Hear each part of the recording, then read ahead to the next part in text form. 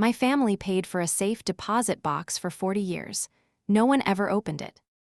The bank called 3 days after my mother's funeral to ask what I wanted to do with safe deposit box 318. I thought they had the wrong family. My mother had kept her important papers in a fireproof case beneath her bed. I had already found her will, the deed to the house, 2 life insurance policies, and a yellow envelope containing instructions for her funeral. She had documented everything. There had been no mention of a safe deposit box. "I'm sorry," I told the bank employee. "What name is it under?" "Originally, your grandfather's. Ownership transferred to your father, then to your mother. You are now listed as the successor." That made even less sense. My grandfather had died before I was born. My father had been dead for 12 years. Neither of them had ever spoken about a box at the bank. The employee explained that the annual fee had been paid automatically from the same family account since 1986. 40 years. I asked when someone had last accessed it. There was a pause. "That's actually why I'm calling," she said. "According to our records, the box has never been opened." I sat at my mother's kitchen table, surrounded by sympathy cards and half-empty casserole dishes, and stared at the wall. "What do you mean never?" The original rental agreement was signed when the box was opened. But there are no access signatures after that. None. So my family paid for it for 40 years and never looked inside? That appears to be the case. I asked whether that was unusual. She chose her words carefully. "It's not common." The bank was in the center of Bellwether, the town where my family had lived for 3 generations. It occupied an old limestone building that had once been a courthouse. The vault was original, though the offices around it had been modernized with glass walls and gray carpet.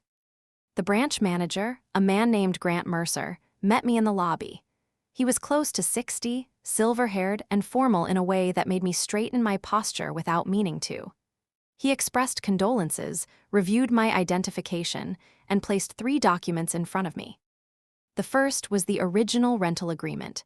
My grandfather, Samuel Voss, had signed it on October 14, 1986. The second was an ownership transfer to my father, signed in 1997.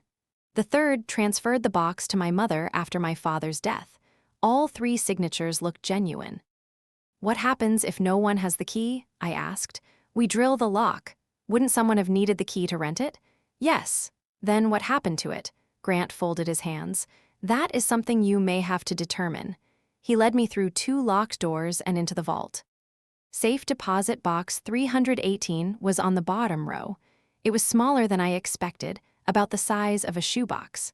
Grant inserted the bank's guard key into one lock. The second lock waited for a customer key that no longer existed. A locksmith drilled it open. The sound was painfully loud inside the metal room. When the door finally released, Grant slid out a long gray container and placed it on a private viewing table. Then he left me alone. I stared at the box for nearly a minute. My family had paid almost $12,000 in rental fees over 4 decades to protect whatever was inside, yet no one had ever returned to see it. I lifted the lid. The box contained a single brass key, nothing else. The key was old and heavy, with a round bow and a narrow shaft. A small aluminum tag had been wired through the top. On the tag, someone had stamped 4 characters, M17. I searched the box twice, lifting the felt lining and checking every corner. There was no letter, no photograph, no document explaining what the key opened. Just the key. Grant was waiting outside the viewing room. "Is there another box numbered M17? I asked. "Not here. Could it be from another bank?" "Possibly." "Can you trace it?" "Not from the key alone." I held it in my palm. Why would someone rent a safe deposit box to protect a key and then never use it? Grant looked at the open container behind me. Perhaps they weren't protecting the key. What else would they be protecting? The fact that it existed. That sentence followed me home. My mother's house had already begun to feel different without her. Every room looked familiar, but the silence changed the shape of things. I carried the key through the house, trying it in every old lock I could find. The desk in my father's study. The cedar chest in the attic. The cabinet beneath the stairs. The padlock on my grandfather's tool trunk. It fit none of them. I spent the evening reading through old family papers. My grandfather had owned a construction company called Voss and Sons, though there had only ever been one son, my father. The company had built houses, repaired churches, and renovated municipal buildings throughout Bellwether. In 1986, the same year he rented the safe deposit box, my grandfather had overseen the conversion of the old Bellwether Hotel into senior apartments. The hotel had once been the largest building in town. It stood 6 blocks from the bank, abandoned now after a roof collapse and years of legal disputes. I found a photograph of my grandfather standing in front of it during the renovation. He wore a hard hat and held a rolled blueprint under one arm. On the back, my mother had written, "Samuel at the Marlowe Project." Winter 1986. The hotel's original name had been the Marlowe. M17. I felt the first small shift in the mystery. The key might not have belonged to a bank box. It might have belonged to the Marlowe Hotel. The next morning, I went to the town archives. Bellwether kept its building records in the basement of the public library. The clerk, Nora Finch, knew my mother and recognized me immediately. When I asked for the Marlowe renovation files, her expression changed. "Those records are incomplete." "Why? There was a flood in storage about 15 years ago. Only those records were damaged?" I didn't say that, but she avoided my eyes. She brought me 2 boxes. The first held permits, inspection reports, and invoices from the 1986 renovation. The second contained architectural plans. I spread the blueprints across a large table. The building had 6 floors and a basement. The guest rooms had been converted into small apartments, but the original service corridors remained. I searched for room 17. There were several: 117, 217, 317. Nothing labeled M17. Then I found the mechanical plan. The basement rooms were identified by letters and numbers. M11 was the boiler room. M14 was electrical storage. M16 was marked laundry access. M17 did not appear. There was a blank rectangle beside M16 where a room should have been. No label, no door, just empty paper. I checked an older blueprint from 1948. On that plan, the rectangle was labeled M17, record storage. Someone had removed the room from the renovation plans. "Who approved these?" I asked Nora. She leaned over the table. The final plan carried 3 signatures: my grandfather's, the city building inspector's, and Mayor Charles Baines. Baines had served as mayor for 22 years. His son was now a state senator. "What was stored in that room?" I asked. "I wouldn't know. Did my grandfather ever talk about the Marlowe?" "Not to me." She began closing one of the archive boxes. I placed my hand on the lid. "Why did you say the records were incomplete before you even checked?" Nora froze. Then she sat down. "Because someone came looking for them after your father died." "Who?" "I don't know." "A man from the city attorney's office." "What did he take?" "A folder of inspection photographs." "Did he sign them out?" "No." "Why did you let him take them?" Her face tightened. "He had a letter with the mayor's seal." At the time, I thought it was official. "What was in the photographs?" "I only saw one. It showed a wall in the basement. There were numbers painted on it." "M17, she nodded. "And after he took the file?" A week later, the storage pipe burst. I stared at her. "You think someone flooded the archives?" "I think it was fortunate that the missing folder could be blamed on water damage." The Marlowe property belonged to the county after its last owner failed to pay taxes. The building was fenced off, but the side gate had been forced open long ago. I should have called someone. Instead, I went alone. The lobby smelled of mold and wet plaster. Sunlight entered through broken windows, catching dust in the air. The old front desk still stood beneath a collapsed section of ceiling. I found the basement stairs behind the kitchen. The brass key felt heavier in my pocket with every step. The basement corridor matched the old plan. Most doors were gone, but faded room numbers remained on the concrete walls. M11, M14, M16. Beyond M16, the corridor ended at a wall of newer brick, not new in the ordinary sense. The mortar was cracked and stained, but it was newer than the surrounding foundation. I found a narrow steel door hidden behind a fallen shelving unit. It had been painted the same gray as the wall. The lock was brass. My key slid into it perfectly. I turned it. The mechanism clicked. The room beyond was windowless and dry. Metal shelves lined 3 walls, but they were empty. At first, I thought I had found nothing. Then my flashlight caught scratches on the floor. Several shelving units had been moved recently. The dust beneath them was disturbed. Someone had been inside. I searched the shelves, walls, and ceiling. There were no files, no boxes, no hidden compartments. But on the back of the door, beneath peeling paint, someone had carved a line of words. The list is not the proof. Below that was a date, 10 to 14 to 86. The same date my grandfather had rented the safe deposit box. I photographed the carving. Then I noticed something near the base of the wall. A strip of gray cloth had been caught beneath one shelf. It was clean. I pulled it free. It was the torn edge of a modern evidence bag. Printed across it were the words, Bellwether Police Department. I left immediately. At home, I locked the doors and studied the photograph of the carving. The list is not the proof. What list? And if the police had recently searched the room, why was there no public record of it? I called the department and asked whether anyone had entered the Marlowe. The desk officer transferred me twice before Chief Adrian Cole came on the line.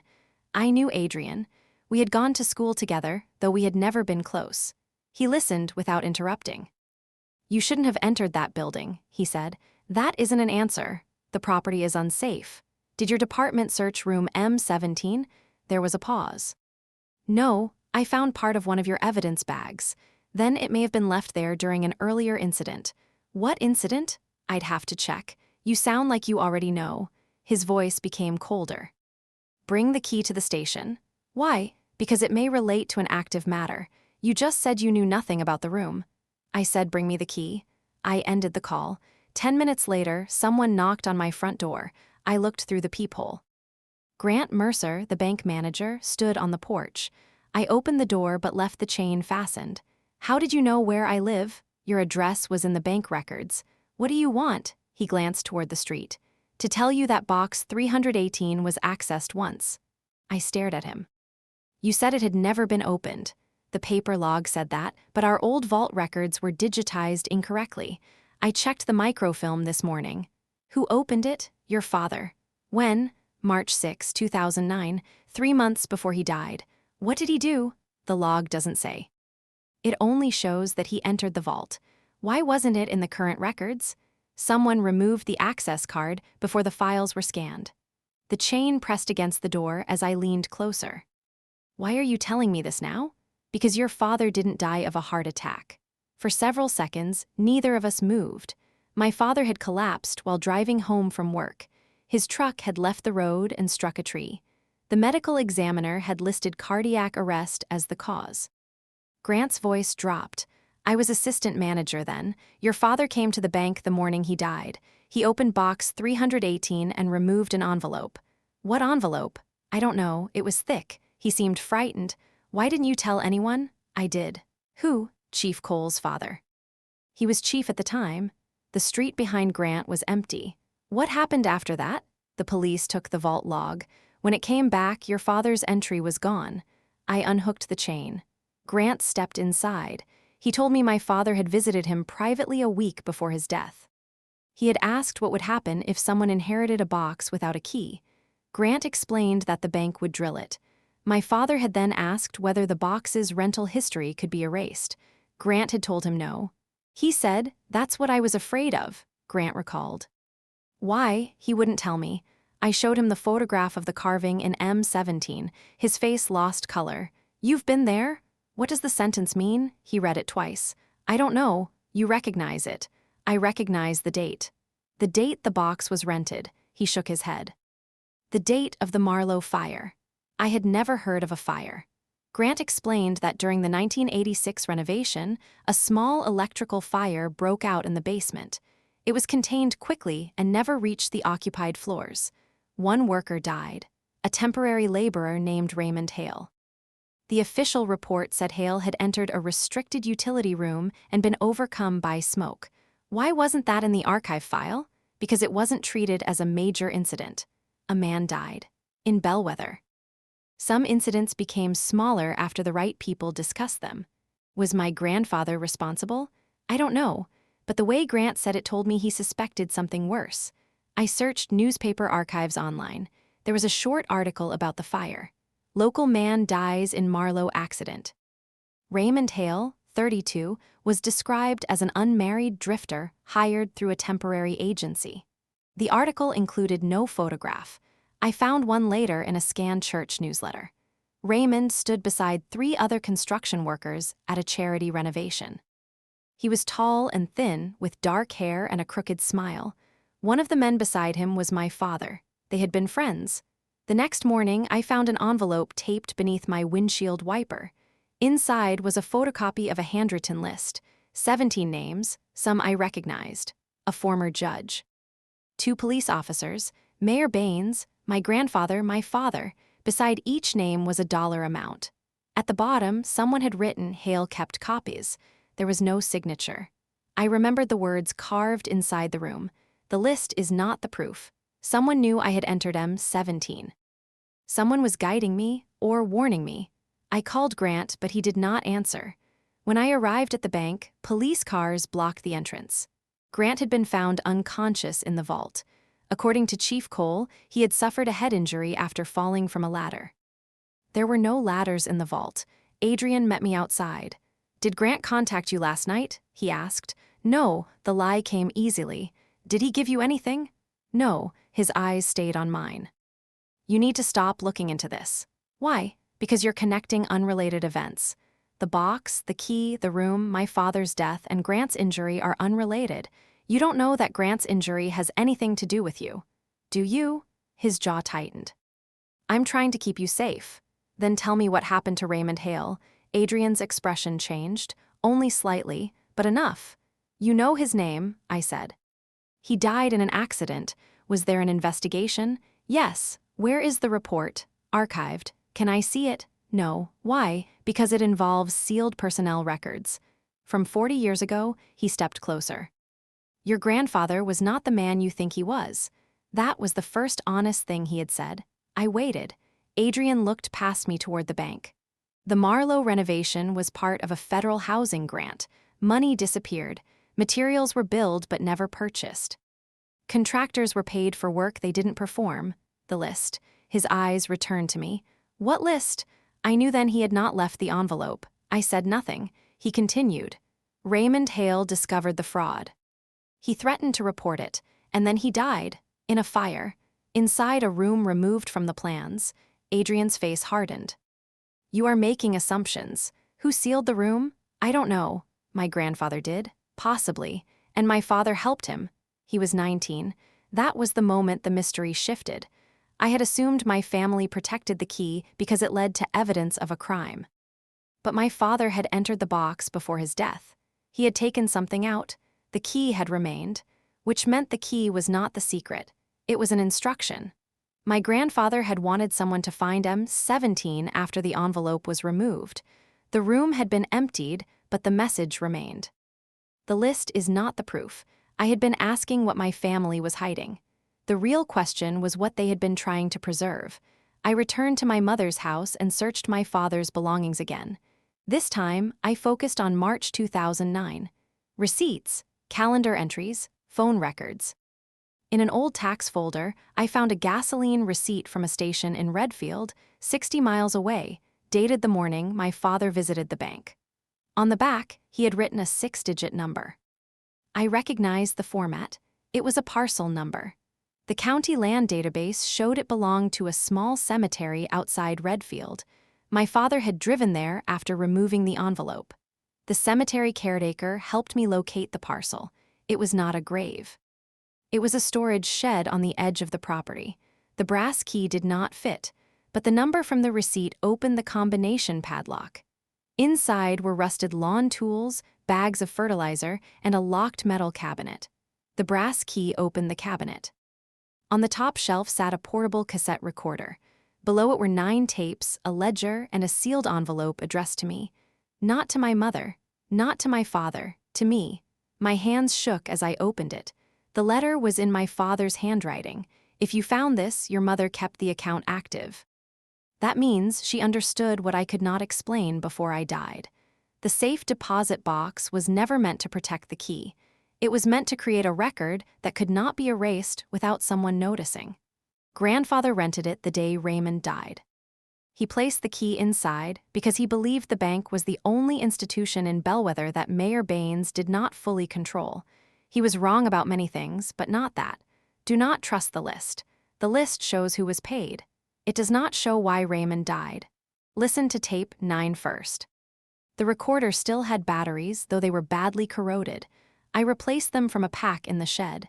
Tape 9 began with static, then my grandfather spoke. His voice was deeper than I expected. My name is Samuel Voss. This recording concerns the death of Raymond Hale at the Marlowe Hotel on October 14, 1986. He paused for so long I thought the tape had stopped. The fire was not set to kill Raymond. It was set to destroy records.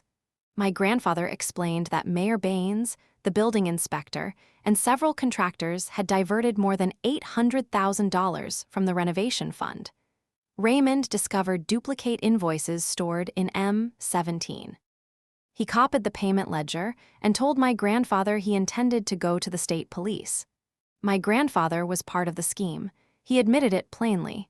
He had inflated labor costs and paid kickbacks to secure future city contracts.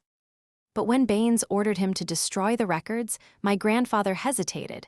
He agreed to start a small fire after work when the building was empty. Raymond returned unexpectedly. He was inside M17 when the smoke began. My grandfather saw him enter the corridor. He could have warned him. He did not. He believed Raymond would smell the smoke and leave. Instead, the room's door locked automatically when the fire alarm cut power to the old magnetic release. Raymond was trapped. My grandfather tried to reach him, but Baines stopped him, not because it was too dangerous. Because Raymond was still alive and shouting that he had copies. The fire department was delayed 11 minutes by a false report at the other end of town. By the time they arrived, Raymond was dead. The official investigation blamed faulty wiring. My grandfather kept the original ledger, but he knew it proved only financial crimes. It did not prove Baines had prevented Raymond's rescue. That proof was on the tapes. Raymond had secretly recorded conversations with the men involved. The final tape captured Baines outside M17, ordering my grandfather to leave Raymond inside. I listened to it twice. The voices were muffled, but clear. My grandfather begged to open the door. Baines refused. Then Raymond began pounding from the other side. My grandfather had hidden the tapes in the cemetery shed and placed the key in the safe deposit box. He intended to confess, but Baines threatened my father. So my grandfather created a delayed path to the evidence. The safe deposit box established that the key existed before anyone could claim the tapes were manufactured later. The rental date matched the day of the fire. The untouched access history was supposed to prove the key had remained sealed since 1986. But my father's visit in 2009 had broken that chain. I opened the ledger. A section had been torn out. The photocopied list left on my windshield had come from those missing pages. Someone else had found part of the evidence. I played the remaining tapes. Tape 4 contained a conversation between my grandfather and Chief Cole's father. Tape 6 recorded Mayor Baines threatening to have my father arrested for the fraud if my grandfather spoke. Tape 8 was my father, recorded in 2009. He sounded exhausted. I took the envelope from the bank today. Sam left instructions inside. He said the tapes were in Redfield. I found them. He breathed unevenly. I told Chief Cole I was going to the state attorney. He said I wouldn't make it out of town. The recording ended. My father had not died from a heart attack. He had known he was in danger. My mother must have known too. She kept paying for the box because closing it would have drawn attention. As long as it remained rented, anyone watching would assume the key was still inside and undiscovered. I copied every tape and photographed every ledger page. Then I called the state attorney general's office from the caretaker's phone. I did not call Bellwether police. By sunset, 2 state investigators met me at the cemetery. Chief Adrian Cole arrived 20 minutes later. He stepped out of his car with one hand near his holster. The investigators identified themselves. Adrian looked at me. You have no idea what you've done. I know exactly what my family did. You think those tapes will survive scrutiny? They don't need to survive alone. I held up my father's letter. The bank has the original rental agreement. The town archives have the altered plans. Grant Mercer can testify that my father removed an envelope the day he died, and your department left evidence packaging inside M17. Adrian's face went still. That was the contradiction he had not expected. He had denied searching the room. But someone under his authority had been there. The state investigators searched his vehicle. In the trunk, they found the missing pages from the ledger, sealed inside a police evidence bag, the same type as the torn strip in M17. Adrian had entered the room after Grant began reviewing old vault records. He found the financial ledger hidden behind a loose section of wall, but not the tapes. He had left the anonymous list on my windshield to frighten me into believing my grandfather was the central criminal. He wanted me to stop at the fraud. He did not know the key opened a second location. Grant survived his injury. He later testified that Adrian had attacked him after demanding the original microfilm log. The investigation lasted nearly a year. Mayor Baines was dead, as were several others named on the tapes, but the truth did not die with them. The state reopened Raymond Hale's death and my father's crash.